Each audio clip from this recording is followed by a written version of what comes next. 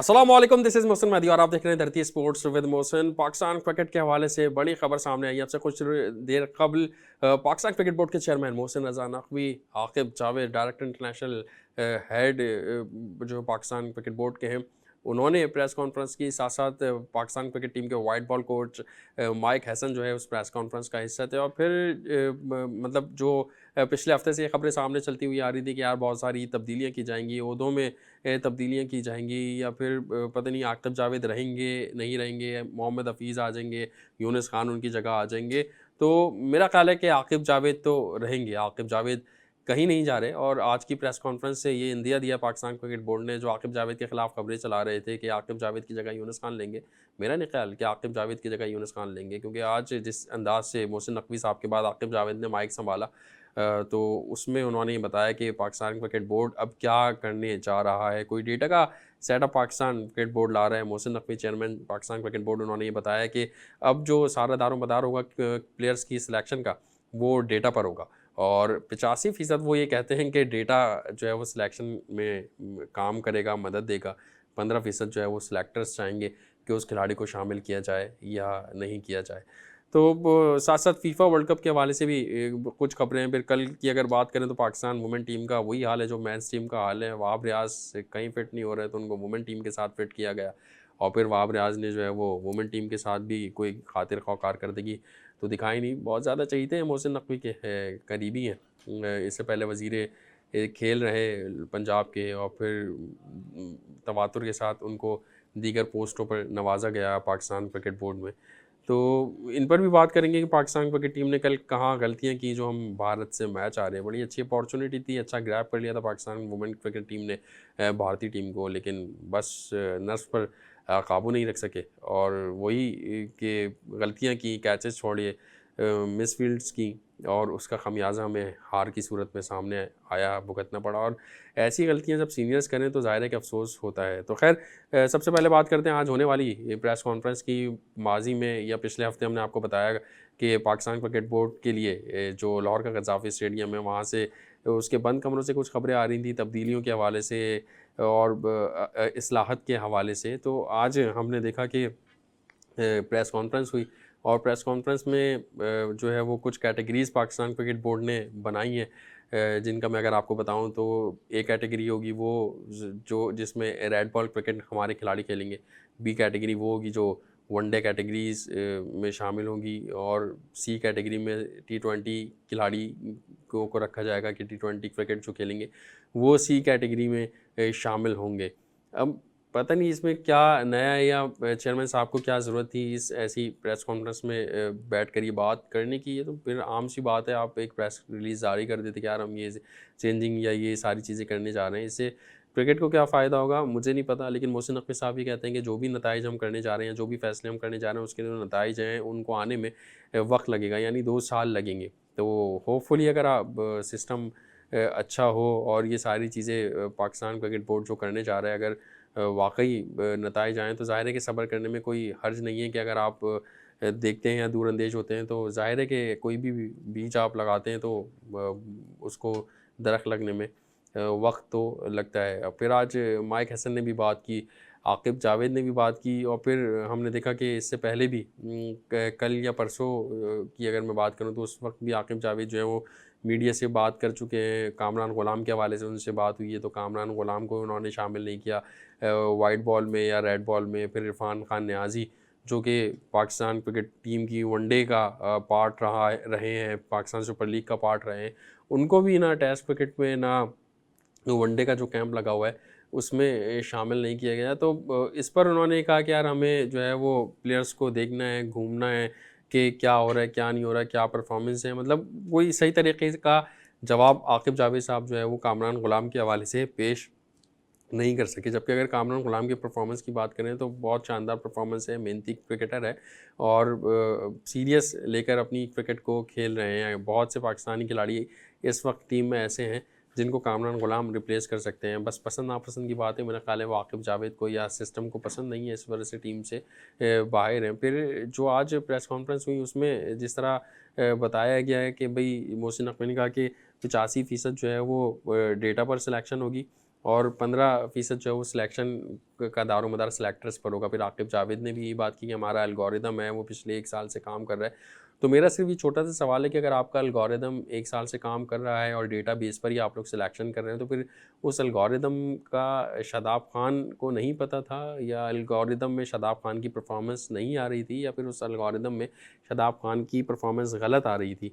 मतलब किस बिना पर उनको सेलेक्ट किया गया? अगर हम बात करें जो हमारे लास्ट वनडे सीरीज़ हुई ऑस्ट्रेलिया के ख़िलाफ़, अगर आप एल्गोरिदम की बात कर रहे हैं। फिर दूसरा ये कि जो जो डोमेस्टिक खेलते हैं खिलाड़ी, मोहसिन नकवी कह रहे हैं कि डोमेस्टिक खेलने वालों को जो है वो टीम में शामिल किया जाएगा, उनको सेंट्रल कॉन्ट्रैक्ट मिलेगा। लेकिन सर सेंट्रल कॉन्ट्रैक्ट तो दूर की बात, प्लेइंग 11 में शामिल हैं जो डोमेस्टिक नहीं खेल रहे हैं, तो इस पर आप क्या कहेंगे? और फिर ये एल्गोरिदम अगर 1 साल से काम कर रहा है, तो फिर शादाब खान एल्गोरिदम से बड़े हैं या उनकी पर्ची कुछ ज़्यादा मजबूत है कि वो एल्गोरिदम को तोड़ते हुए सिस्टम में घुस गई, डायरेक्ट प्लेइंग 11 में आ गए, सुफियान मुकीम जैसे और दीगर टैलेंट खिलाड़ी जो है वो बाहर बैठे रह गए। इस पर तफसीली प्रोग्राम में अलग से करेंगे, क्योंकि क्रिकेट बोर्ड का मामला है। मैं चाहता हूँ कि इस पर हम जो किसी साबिक क्रिकेट चेयरमैन को लाइन पर लें किसी दिन, और उनसे फिर ये तमाम तर मामला पूछें कि जो क्रिकेट सेटअप में ये तब्दीलियाँ की जा रही हैं, ये किस तरह करामत साबित हो सकती हैं, वाकई इनका रिज़ल्ट आएगा, चाहे 2 साल ही क्यों ना लग जाएँ। खैर दूसरे टॉपिक पे अगर बात करें, जिस तरह हमने बात की पाकिस्तान वुमेन क्रिकेट टीम की, एक अच्छा मौका था, बड़ा दिन था, बर्मिंघम में मैच था वुमेंस टीम का और भारत जैसा हरीफ था। पाकिस्तान क्रिकेट टीम की अगर बात करें तो पहले बॉलिंग कर रही थी पाकिस्तान की वुमेन टीम और पहले ओवर में विकेट हासिल कर ली थी, बल्कि मैं अगर बात करूं तो पावर प्ले में 2 विकेट्स हासिल कर ली थी पाकिस्तान क्रिकेट टीम ने। उसके बावजूद जो है वो 170 रन बना देना इंडिया की टीम की जानिब से, अब बनवा देना इंडिया की टीम को, ये एक बड़ा सवालिया निशान है। हमारी फील्डिंग की अगर मैं बात करूं, जो स्मृति हैं 64 रन्स की बड़ी शानदार इनिंग खेली उन्होंने भारत की जानिब से, और कहा जा रहा है कि अपनी करियर की सबसे तवील इनिंग खेली, पाकिस्तान के ख़िलाफ़ दूसरा 50 किया, बर्मिंघम में ही पहला 50 किया था, बर्मिंघम में ही दूसरा 50 किया। मतलब पाकिस्तानी बॉलर्स को वो किसी खाते में नहीं ले रही थी, और कल भी हमने देखा जो उन्होंने लाठी चार्ज किया हमारे स्पिनर्स को, फास्ट बॉलर्स को, और फिर जो हमारी कौमी वुमेन क्रिकेट टीम की फील्डिंग रही माशाल्लाह, उनके क्या ही कहने कि उन्होंने कहा कि और आप बनाओ रन्स। जब कैच आया 27 रन्स पर सीनियर खिलाड़ी आलिया रियाज के पास, और उन्होंने वो कैच ईजीली आप वो कैच कर सकती थी, लेकिन आपने वो कैच ड्रॉप किया, उसका खामियाजा पाकिस्तान क्रिकेट टीम ने भुगता। 27 रन्स पर अगर स्मृति की विकेट गिर जाती तो मेरा ख्याल है कि इतने रन्स नहीं बनते जितने बन गए। इंडियन टीम ऑलरेडी प्रेशर में थी, और जो शॉट स्मृति ने खेला था वो प्रेशर में ही आके खेला था, उससे पहले वो 3 गेंदें डॉट कर चुकी थी, उसके बाद उन्होंने शॉट खेला। आलिया रियाज ने एक आसान कैच छोड़ा, और उसके बाद हमने देखा कि जब आप इतने अहम मोमेंट पर, इतने अहम मैच में किसी खिलाड़ी को मौका देते हैं, और वो भी प्रोफेशनल खिलाड़ी को, वो फिर आपको बताता है कि किस तरह खेलना है।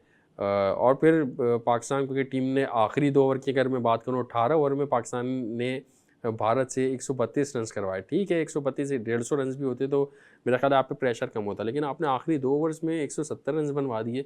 मतलब ये क्योंकि मैं ये इसलिए बात कर रहा हूँ कि यहाँ पर जो वुमेन टीम की बैकबोन है वो वहाब रियाज संभाल रहे हैं, कि भाई वहाब रियाज को जो है वुमेन टीम का कोच बना के भेजा हुआ है, करता धरता है, वो सारे मामलात देख रहे हैं वुमेंस टीम के। और इससे पहले भी वो क्रिकेट बोर्ड में कहीं ना कहीं उनको फिट किया गया है, क्योंकि कहा ही जाता है मोहसिन नकवी साहब के बहुत करीबी हैं। तो फिर हमने देखा कि पाकिस्तान क्रिकेट टीम जब बैटिंग करने आई, और वहाब रियाज की इसलिए भी बात की कि आखिरी 2 ओवर्स में अगर पाकिस्तान क्रिकेट टीम 170 रन बना रही है, 132 से 177, मतलब 38 रन होते ही हैं, और आपका फास्ट बॉलर है वो पाकिस्तान क्रिकेट टीम का, जो कि आपके साथ इस वक्त टीम के साथ मौजूद है, तो उसकी क्या कारकर्दगी है कि उसके होते हुए टीम को अच्छा करना चाहिए, बल्कि हम और बुरा कर गए, और फिर वहाँ से मेरा ख्याल है मैच पलट गया था।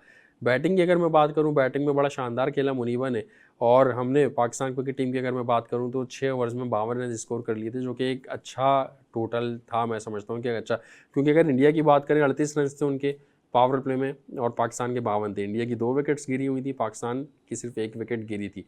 उसके बाद फिर जाहिर है कि वो हम प्रेशर मैच को जब फील्ड खुली तो हमने विकेटें लूज़ की, गलत शॉट्स खेले, कैचेस दिए हाथ में, और वही हुआ जिसका डर था। फिर पाकिस्तान क्रिकेट टीम मैच सिर्फ 106 रन बना चुकी। वहाब ने भी कहा कि यार जो T20 गेम होते हैं उसमें पावर प्ले बहुत ज़्यादा इंपॉर्टेंट होता है, और आखिरी के ओवर्स बहुत ज़्यादा इंपॉर्टेंट होते हैं। आखिरी के 2 ओवर पॉइंट आउट करते हुए उन्होंने ये बात की कि यार हमने वहाँ से जो है वो मेरे ख्याल है गेम लूज़ किया। फिर बहुत सारी तो नहीं, 1-2 खिलाड़ी ऐसी हैं पाकिस्तान वुमेन टीम में जिनकी सिलेक्शन पर वाक़ई सवाल उठता है।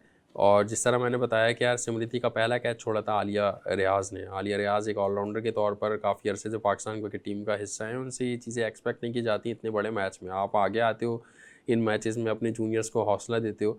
जो फील्ड है उसमें मेन जगह पर आप खड़े होते हो कि यार यहाँ शॉट्स आ सकते हैं, और वहीं मेन जगह पर फातिमा सना ने आपको खड़ा किया हुआ था। लेकिन उसके बावजूद जो है वो आप अगर कैचेस छोड़ेंगे तो ज़ाहिर है कि वो उसका वो कॉस्ट करेगा, और फिर पाकिस्तान टीम जो है वो ज़ाहिर है कि वो हारेगी अगर इस तरह की बुरी फील्डिंग होगी। तो ये वहाब आलिया रियाज़ वगैरह इनकी सिलेक्शन किस बिना पर हो रही है, क्या कहानी है, ये इस पर भी जो है वो हमें ज़ाहिर है कि बात करनी है। और जिस तरह वुमेन टीम की कारकर्दगी है, अगर हम शेड्यूल की बात करें तो अभी इन्हीं पाकिस्तान क्रिकेट टीम को अभी पहला मैच इंडिया से खेला है, अब ऑस्ट्रेलिया से भी खेलना है, और छोटी टीमें भी हैं उनसे भी खेलना है, तो उनसे हमारी क्या कारकर्दगी होगी। अब यही पाकिस्तान टीम जब यहाँ ज़िम्बाब्वे आई थी और पाकिस्तान कराची क्रिकेट ग्राउंड में जो है वो सीरीज़ खेली थी पाकिस्तान वर्सेस ज़िम्बाब्वे, तो हमने ये देखा था कि बड़ी शानदार कारकर्दगी दिखाई हमारे बॉलर्स ने और हमारी बैटर्स ने, रिकॉर्ड बनाया, वर्ल्ड रिकॉर्ड बनाए। तो ज़ाहिर है कि हम वही बात करते हैं मेंस में भी और वुमेन्स में भी कि हम वो सीरीज़ जो है वो T20 सीरीज़ भी जीते और वनडे सीरीज़ भी जीते, लेकिन उसका क्या फ़ायदा हुआ? क्योंकि जो वो ज़िम्बाब्वे की टीम थी उसमें कुछ खिलाड़ी तो ऐसे थे जिन्होंने मतलब कोई मैच ही नहीं खेला हुआ था पहले, या वो पहली दफ़ा पाकिस्तान ट्रैवल कर रहे थे। तो इन टीमों से अगर हम कंपेयर करेंगे या इनके ख़िलाफ़ सीरीज़ खेलेंगे और अपनी प्रिपरेशंस करेंगे, तो मेरा नहीं ख्याल कि आपकी गेम में ग्रोथ आएगी, आपका गेम अच्छा होगा। और गेम अवेयरनेस और गेम ग्रोथ की अगर मैं बात करूं तो कल आप इंडियन वुमेन क्रिकेट टीम को देख लेते खेलता हुआ और पाकिस्तान वुमेन क्रिकेट टीम को देख लेते खेलता हुआ, मतलब आपको ग्रोथ का और स्किल्स का बखूबी अंदाज़ा हो जाता है, कॉन्फिडेंस का अंदाज़ा हो जाता है। जिस तरह बॉडी लैंग्वेज थी इंडियन क्रिकेट टीम की, उन्होंने ज़ाहिर है कि प्रेशर में आए जब पाकिस्तान क्रिकेट टीम ने पावर प्ले में अच्छा स्कोर किया, या फिर जो है वो पाकिस्तान क्रिकेट टीम ने बॉलिंग में 2 विकेट्स पहले ही हासिल कर ली, तो उस वक्त इंडियन क्रिकेट टीम जो है प्रेशर में आई थी। लेकिन ये होती है स्किल कि आप उस प्रेशर सिचुएशन में कैसे निकलते हैं। जब आप Indian women cricket team pressure में आई, हमने देखा कि वहाँ उनके कैप्टन ने और सिमरती ने बड़ी शानदार पार्टनरशिप लगाई, और उस पार्टनरशिप ने जो है वो इंडियन क्रिकेट टीम को 160 से ज़्यादा रन स्कोर करने में मदद फराहम की। तो लेकिन पाकिस्तान की जानिब से इस किस्म की पार्टनरशिप कोई लगाने में कामयाब नहीं रहा, और ये जो सिमरती हो गई या उनकी कैप्टन जो हो गई हरमनप्रीत सिंह, ये लोग एक्सपीरियंस खिलाड़ी हैं। मैं यही कह रहा हूँ कि एक्सपीरियंस खिलाड़ियों का बहुत ज़्यादा फ़ायदा होता है कौमी टीम को। वो जूनियर को सपोर्ट करते हैं, उनको गेम अवेयरनेस होती है, वो अपनी स्किल से उस सिचुएशन से टीम को निकालते हैं, अपनी गेम अवेयरनेस शो करते हैं। और यही हो रहा था कि जो है वो हम हरमीत जो है वो सिमरती को खिला रही थी, वो चार्ज कर रही थी, उससे रन आ रहे थे, और ये प्लान ज़ाहिर है साफ दिख रहा था कि किस प्लान से वो पाकिस्तान के अगेंस्ट जा रहे हैं। नाज़रीन, यहाँ वक्त हुआ एक ब्रेक का। ब्रेक के बाद जब वापस आएंगे तो कुछ मज़ीद टॉपिक्स पर बात करेंगे, तो कहीं मत जाइए, देखते रहिए धरती sports with Mohsin. Welcome back in धरती स्पोर्ट्स विद मोहसिन। ब्रेक से कपल हम बात कर रहे थे पाकिस्तान वुमेन क्रिकेट टीम के हवाले से, और वहाब रियाज की हमने आपको बताई कारकर्दगी कि वुमेन टीम के साथ क्या चल रही है। मैं प्रोड्यूसर से पूछूंगा वहाब रियाज का शॉट है हमारे पास, तो फिर हम वो आपको सुनवा भी देंगे अगर वो हुआ, वरना फिर अपने प्रोग्राम को ज़ाहिर है कि वो आगे बढ़ाएंगे कि वुमेन क्रिकेट टीम की जो कारकर्दगी रही है वो हमारे सामने ही है क्या रही है। और हम उम्मीद करते हैं कि पहला मैच जो इंडिया से वुमेन टीम को शिकस्त हुई, उसके बाद जो है वो आगे चलकर पाकिस्तान टीम अपने मैचेस जीतेगी और इस टूर्नामेंट में आगे से आगे जाएगी। और हम चाहते हैं कि कौमी वुमेन क्रिकेट टीम जो है वो तरक्की की राह पर गामज़न हो और इस टूर्नामेंट का फ़ाइनल जीते। और पोटेंशियल है हमारे लड़कियों की अगर मैं बात करूं तो बस ये कि प्लेटफॉर्म भी मिला हुआ है, लेकिन स्किल्स की थोड़ी सी कमी है, कुछ प्रोफेशनल लोग टीम के साथ नहीं हैं, जिनको होना चाहिए था वो नहीं है।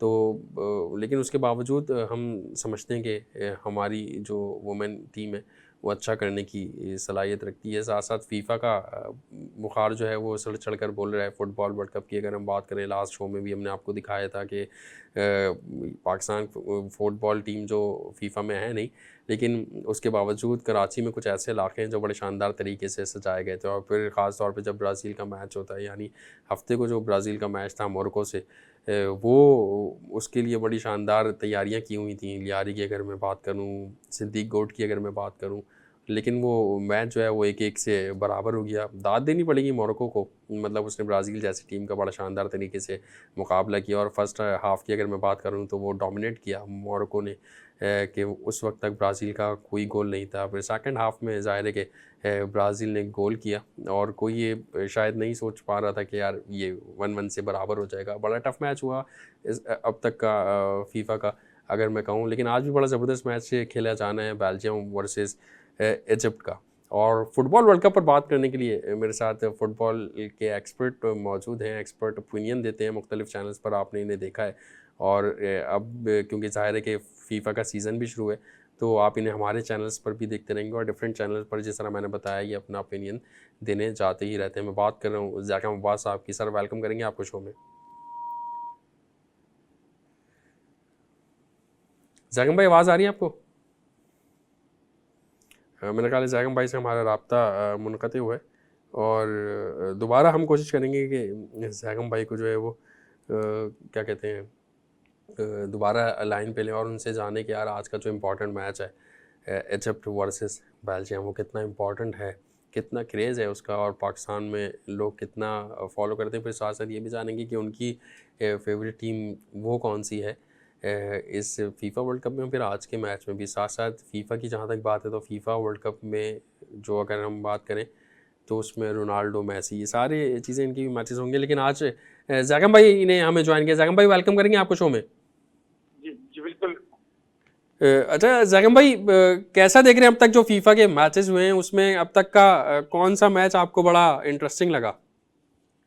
देखिए, मैं सबसे पहले तो आपके चैनल के तवज्जुह से फुटबॉल के जो शायकीन और नाज़रीन हैं उनसे कुछ इन्फॉर्मेशन जो है शेयर करता चलूं। बिल्कुल। अब तक दुनिया में जो 22 वर्ल्ड कप खेले जा चुके हैं हम्म। उसमें ये वर्ल्ड कप जो है बिल्कुल मुनफरिद हैसियत इख्तियार कर गया है। उसकी वजह ये है कि अब तक जितने भी वर्ल्ड कप हुए हैं उसमें जो फाइनल क्वालिफाई जो टीमें करती थी उनकी तादाद 32 हुआ करती थी, जो कि अब 48 है। इसी तरीके से उन्होंने दूसरे कुछ फीफा ने कुछ रूल्स रेगुलेशन जो है वो इम्पोज किए हैं, जिसमें एक बड़ी मशहूर कहावत है कि वो जो हाथ कान के मुंह पे रख के जो बात की जाती थी उसको जो है फाउल करार दे दिया। इसी तरीके से अगर थ्रो इन लेगा और 10 सेकंड उसके दिया, अगर 10 सेकंड में देर कर देगा तो जाहिर है उसके अगेंस्ट में चली जाएगी।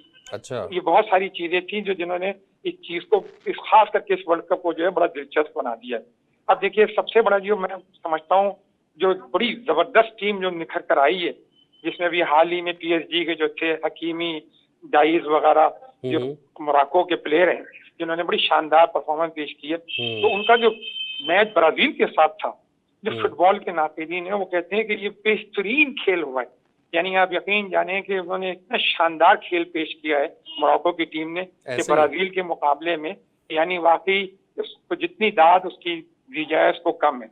कि देखिए अभी जैसे मुकाबले चल रहे हैं, अच्छा एक बड़ी हैरानकुन बात मैं आपको बताता चलूं कि जो 4 दफा का आलमी चैंपियन रह चुका हो, वर्ल्ड कप का फातेह रह चुका हो इटली, वो इन 48 टीमों में मुंतखब नहीं है, अपने आप को क्वालिफाई नहीं करा सका। तो ये भी कितना बड़ा एक अपसेट है कि देखिए कितना बड़ा एक टीम जो उनकी पूरी इटालियन सीरी है, पूरी सीरीज साल चलती है और बड़ी मशहूर उनकी वो फुटबॉल की लीग है, लेकिन इसके बावजूद भी देखिए कि वो अपने आप को इसमें मुंतखब नहीं करा सके और क्वालिफाई नहीं कर सके। तो ये सारी चीजें जो हैं असल में बड़ी अच्छी दिलचस्प होती जा रही है। लेकिन अब कल का भी मैच देख लीजिए, जो जर्मनी ने जो 7-1 से, तो यकीन जाने कि जी हाँ, मतलब बहुत बड़ी बात है कि इतना बड़ा मार्जिन से 7 गोल देना इस वर्ल्ड कप में, तो ये एक अच्छी वो चीजें हैं। और अभी ये है कि माशाल्लाह से अच्छे मैचेस हैं।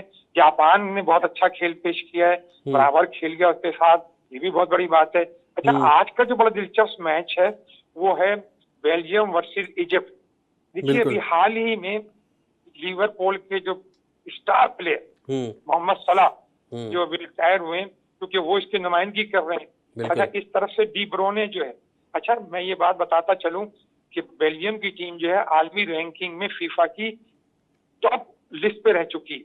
अच्छा, तो बहुत अच्छी उनकी फुटबॉल है, उनके प्लेयर थे लुकाकू, हैजर्ड वगैरह, डी ब्रोने, तो अभी भी खेल रहे हैं। लेकिन मतलब ये कि बहुत अच्छा आज का जो मुकाबला है आज के आप किसको देख रहे हैं, बेल्जियम और जो इजिप्ट है? आप क्या समझ रहे हैं, जो फुटबॉल के माहिरीन हैं वो क्या समझते हैं कि इस मैच में कौन फेवरेट हो सकता है या किससे उम्मीदें ज़्यादा हैं? देखिए मेरी जो प्रिडिक्शन है वो फिर उसी बेल्जियम के लिए, क्योंकि अच्छा। डी ब्रुयने वगैरह मैनचेस्टर सिटी से खेलते हैं, तो हुँ, इनके जो ना आपस का जो कॉम्बिनेशन है, हुँ। पासिंग कॉम्बिनेशन, देखिए फुटबॉल जो है ना असल में बेसिकली टोटली कॉम्बिनेशन का गेम है। वरना अच्छा। अमूमन क्रिकेट में ये होता है कि कोई भी प्लेयर जो है अच्छी कारकर्दगी परफॉर्मेंस दिखा गया एक बॉलर और वो मैच विनर हो जाता है, या कभी बैट्समैन जो है वो अच्छी इनिंग खेल गया तो हुँ, मैच विनर हो गया। लेकिन देखिए ये जो फुटबॉल है, हुँ। these are the totally depend on the combination game। अब इसमें अच्छा। क्या होता है कि ये प्लेयर जो होते हैं जब एक साथ प्रैक्टिस करते हैं तो इनके अंदर इतनी पासिंग एक्यूरेसी आ जाती है और गैप का वो तमाम चीजें, तो मैं जो समझ रहा हूँ, क्योंकि वहशत प्लेयर, मैं फॉर्मर प्लेयर भी हूँ, तो मैं समझ रहा हूँ कि इसमें बेशक के सलाह, इसमें कोई शक नहीं कि इस वक्त अपने उनका ज़ाहिर है कि ये आखिरी वर्ल्ड कप भी है हुँ, हुँ। यकीनन, तो वो अपनी पूरी कोशिश करेंगे कि अपनी तमाम तर सलाहियतें जो हैं वो बरूए वो काल बिल्कुल लाएं दिखाएँ और और नाज़रीन को एक अपने अच्छा खेल पेश करके दाद जी, तहसीन और जिस वसूल तरह करें। आपने सलाह की बात की कि उनका आखिरी वर्ल्ड कप हो सकता है, इसी तरह कहा ही जा रहा है कि रोनाल्डो का भी ये आखिरी वर्ल्ड कप होगा। 41 साला रोनाल्डो अभी जब हमने देखा कि जब वो लैंड किए अपनी टीम के हमरा फुटबॉल वर्ल्ड कप के लिए, तो तमाम ही मीडिया ऐसा उनके पीछे पड़ा कि मतलब एक समझ लें कि अगर मैं कहूँ कि फुटबॉल का फेस कहा जाता है रोनाल्डो को, ये बात गलत नहीं होगी, तो उनके हवाले से थोड़ा-सा बताइएगा। लोग ये कह रहे हैं कि ये रोनाल्डो का, और जिस तरह आपने सलाह का बताया, ये इनका आखिरी वर्ल्ड कप होगा। आई गेस कॉल ड्रॉप हो गई है जैगम भाई से, और बड़ी शानदार अपडेट्स दी हैं जैगम भाई ने। जिस तरह मैंने भी आपको बताया था अपने लास्ट शो में कि ये फीफा का सबसे बड़ा और शानदार एडिशन होने जा रहा है। 32 टीमें पहले हमने देखा कि हुआ करती थी, अब 42 टीमें। और इसकी जो ओपनिंग सेरेमनी थी वो भी बड़ी शानदार हुई, शकीरा ने परफॉर्म किया और भी बहुत सारे आर्टिस्ट थे, और जिस तरह से लोग हाउसफुल थे, बड़ा ज़बरदस्त ये देखने को मिला कि यार कितने लोग जो हैं वो, इसीलिए फ़ीफ़ा जो है वो पूरी दुनिया का मकबूल तरीन खेल है, या उसको कहा जाता है कि सबसे ज़्यादा खेलें देखने जाने वाला खेल है। तो ये आपको स्टेडियम में भी दिखाई देगा। अच्छा, ज़ैकम भाई ने हमें फिर जॉइन के लिए। ज़ैकम भाई, सलाह की आप बात कर रहे थे आखिरी वर्ल्ड कप के हवाले से, रोनाल्डो का भी मैं जानना चाहूँगा। हमने देखा कि रोनाल्डो जब लैंड किए यहाँ फीफा वर्ल्ड कप खेलने, तमाम ही मीडिया जो है वो बहुत सारा उनके पीछे पड़ गया, एक हाइप बन गई। और फिर अगर मैं कहूँ कि रोनाल्डो फुटबॉल का फेस हैं, तो ये भी गलत नहीं होगा। तो आप क्या कहेंगे रोनाल्डो के हवाले से, या ऐसे जो खिलाड़ी जिनका ये आखिरी वर्ल्ड कप है, वो इसको किस तरह यादगार बना सकते हैं, और वाकई ये आखिरी वर्ल्ड कप होगा भी, या क्योंकि रोनाल्डो की फिटनेस तो नहीं बताती वो 41 साल के हैं। मेरा ख्याल है फिर कॉल ड्रॉप हो गई है जैगम भाई की, कोई नेटवर्क का कोई इशू है, मुझे नहीं पता कि कॉल क्यों ड्रॉप हो जा रही है। जैसे ही मैं सवाल थ्रू करता हूँ, जैगम भाई जो है वो, मेरा ख्याल है कोई इन्फॉर्मेशन लेने के लिए कॉल ड्रॉप हो रही है या किस हवाले से हो रही है। और नाज़रीन, जिस तरह हम बात कर रहे हैं फुटबॉल वर्ल्ड कप की फुटेज भी आप देख सकते हैं कि ये सिद्दीक गोड और लियारी की फुटेजेस हैं, जहाँ पर पूरा इलाका फ़ुटबॉल के फीवर में मुब्तला होता है। और जो है वो ये सारी चीज़ें जो हैं वो कराची में देखने को हमें मिलती हैं। मेरा ख़्याल है जैकम भाई से हमारा राब्ता नहीं हो पा रहा, और ब्रेक से कबल जो बात हमने छोड़ी थी कि हम बात कर रहे थे वुमेंस की या टी20 वर्ल्ड कप के हवाले से, और फिर वहाब रियाज का हमें शॉट चलाना था, वो नहीं चल सका था। मेरा ख़्याल है कि वो चला लेते हैं। अगर जैकम भाई आए और हमारे पास टाइम रहा तो ज़रूर उस पर ओपिनियन लेंगे जैकम भाई से, रोनाल्डो के हवाले से या सलाह के हवाले से। लेकिन यहाँ पर जो है वो पहले वहाब रियाज ने क्या बात की थी वो आपको सुनवाते हैं। Well, Wahab, Pakistan began very well today. You had the power play under control. Then where did you go wrong? I think in T20 cricket you have to win the power play and the last 4 overs. I think they are the most important phase of this game, and I think giving away runs in the last 2 overs have cost us the game. And your thoughts on the way Richa Ghosh batted during that phase? Yes, obviously I think she's got that opportunity and she made the most of it. Wahab, there were 2-3 phases. One after, of course, the first 8 overs with the ball, अच्छी bowling की थी. उसके बाद then it just sort of slipped in the next 5 overs. You came after 13th over, had an intense chat with the team. What was the discussion? Did you feel that there was an issue with the lines or the lens that they were operating in, or did you suggest something else? That was one. Secondly, you mentioned during the break time that this target can be chased down if you all follow a certain plan.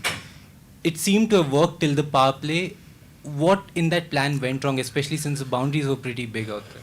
See, in a game of Pakistan India, you have to keep your calm and you don't have to do something out of the box. And I think after the power play, the way the Indian batsmen batted, it happens. One hour partnership does take place in the T20 cricket, but it was just like to keep the things simple and they bowl according to the plan. And this was what my message was when I came in, and then we were able to take some wickets away. Talking about the power play, we really went well. It was just that we need to score 7 and 8 and over in the next 3-4 overs, not to give a wicket, and what that will create another pressure, because if wickets are in hand and things are going smoothly, then you are always at the game. Very unfortunately, that after the 7th over till the 13th over, we lost 5 wickets in a row, and in a T20 game, it is very difficult for you to make a comeback after that.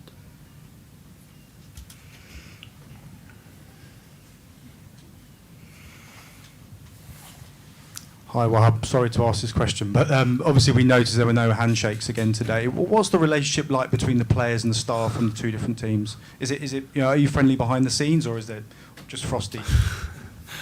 See, I don't know. I just left cricket way before, so I don't know what is the reason behind not shaking the hands. But I think if things wants to move like this, let go like that. It won't make a big difference. Wahab, the score, was it a par one, or do you think India scored a little bit more when it wasn't as flat as a track as it was a day before? I think we have given away 15-20 runs. Having another extra fielder in the last 2 overs in the circle, I think that also gave them the momentum that only 3 fielders in the boundaries. But I believe that still 15 to 20 runs, I think we have given away. So this is the first match of the tournament. Which are the positives that you would like to take away from this match? See, there are a few positives. I think the way the fight, they have put up the fight in the bowling and then coming on with the batting. There are some glimpse of positiveness, and we will take that. We know it is always going to be a game where a game of nerves, and I think we are working hard on it, and they've been trying their level best, and you win one, you lose one. Unfortunately, we were on the losing side today. And one last question from me: how is it playing here at Birmingham? It's always good to be playing over here in Birmingham. We have a lot of matches we have played against each other, so it's always good. What would be a good tournament for your team? I think we are here to win. I think we just need to make less mistakes, and we just have to believe in ourselves. We have to play more positive cricket, more fearless cricket. I think that's what it is. It's a T20 game. There are no favorites in this game. The day you play well, the phases you play well, you do well. Wahab, since you've taken over, there has been a considerable change in the way the batters have approached their innings. There's been selections that have happened accordingly. Iram Javid has come back. What was your idea preparing heading into the World Cup? How did you want to shape the batting of the team? See, we just took over like in the last 4 months. We have took over this Pakistan cricket team, and you cannot make a lot of changes into the way they have been playing, and to change the pattern of the way they were playing before and now. So obviously it will take some time. And the good thing is that what we want to do is that we want to compete to the international